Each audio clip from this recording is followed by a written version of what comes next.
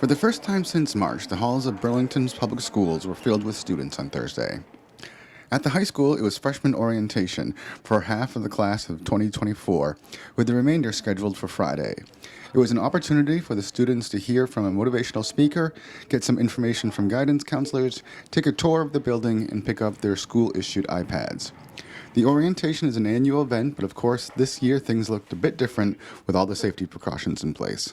Such as mask wearing, hand sanitizing stations, social distancing requirements. We've set up all of our classrooms to maintain socially distanced seating. We've reconfigured the hallways for one-way directionals and some do not enters and stairwells and things of that nature, so there's a flow to the building so people aren't crossing by each other when they're walking around. When we serve lunch, we set up the cafeteria, individual stations that are 6 feet apart. Well, there are a lot of things that are different. This very fun mask that I'm wearing, for one, trying to keep the kids socially distanced. It's just not natural for kids. It's not human nature, so they want to see their friends, they want to connect. Certainly the desks seated a few feet apart are different. You know, the sanitizing that we have to do, the washing of our hands, all of the things that we have to take care of for the health and safety reasons are different. All of these measures will require some adjustments from the students. It's going to take some time for the kids to get used to it. The classrooms are going to look different. The hallways are going to look different.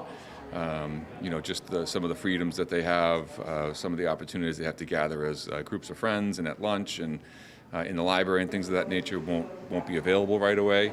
So I think it's going to look very stale, but we're excited that even with all the precautions we have to take, that we can get some in-person learning happening again for students. So, how ready are they feeling for this strange new school year? Any of us are ready and prepared. I think we're doing the best we can, but teachers are ready to teach. We have an excellent staff here at the high school. They're experts in their curriculum fields. They spent the last couple of weeks preparing for this new kind of hybrid remote model. It's a steep learning curve for teachers. They're under a tremendous amount of stress planning for kids that are in the class and kids that are at home. Optionally remote kids. There's a variety of variables and different things that are going into this. So they're as ready as they can be. Things are changing all the time. Patience, flexibility, and forgiveness. The words of the year, if you will, with resilience following right along as well. But absolutely, our staff is amazing, and they will do whatever it takes to, help these kids learn and to feel comfortable and to be back at school. Finally, despite some anxiety about safety, they are happy to have students back in the building. It's awesome. It's great to have the kids back in the building.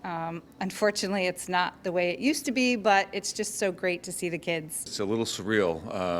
March 12th we closed, so we haven't had students in this building formally since last spring, so it felt a little awkward, but it was nice to have kids back in the building and starting to see students re-entering.